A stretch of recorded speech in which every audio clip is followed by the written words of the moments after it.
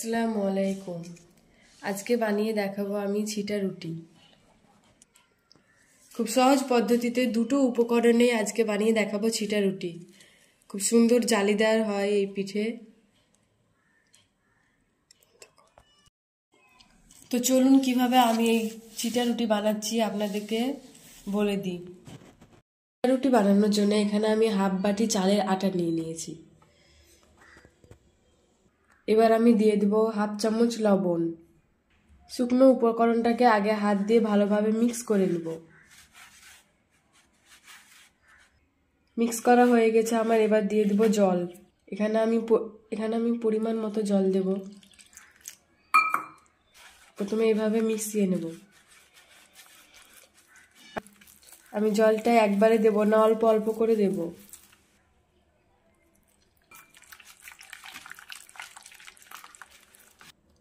খুব সহজ পদ্ধতিতে আজকে দেখাবো আমি ছিটা রুটি।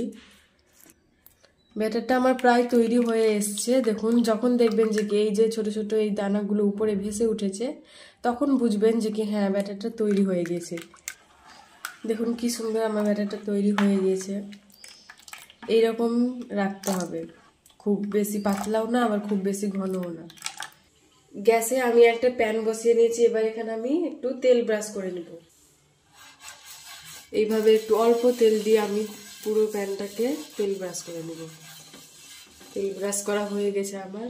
প্যানটা আমার গরম হয়ে গেছে। এবার আমি এই গোলাটা এইভাবে ছিটিয়ে ছিটিয়ে দিতে থাকবো।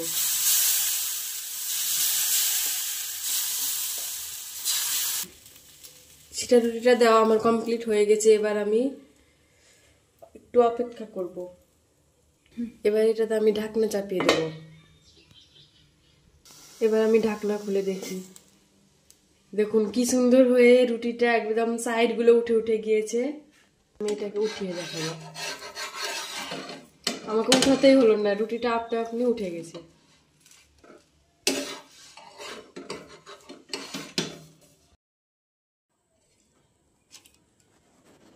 আপনাদের বোঝানোর জন্য আমি আর একটা ছিটা রুটি করে দেখিয়ে দিচ্ছি। আবার একটু তেল ব্রাশ করে দেবো। খুবই অল্প তেল দিয়ে ব্রাশ করতে হবে।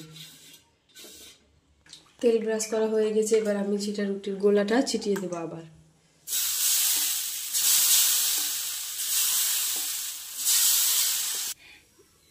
গোলাটা আমার দেওয়া কমপ্লিট হয়ে গেছে। এবার আবার আমি কিছুক্ষণের জন্য ঢাকনা দিয়ে দেব। চলুন দেখি এবার কেমন হয়েছে।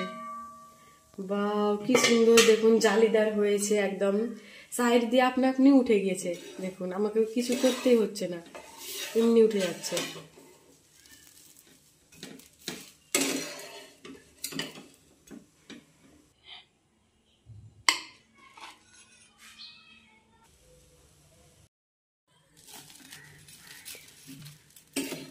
খুব সুন্দর মুচমুচে হয়েছে।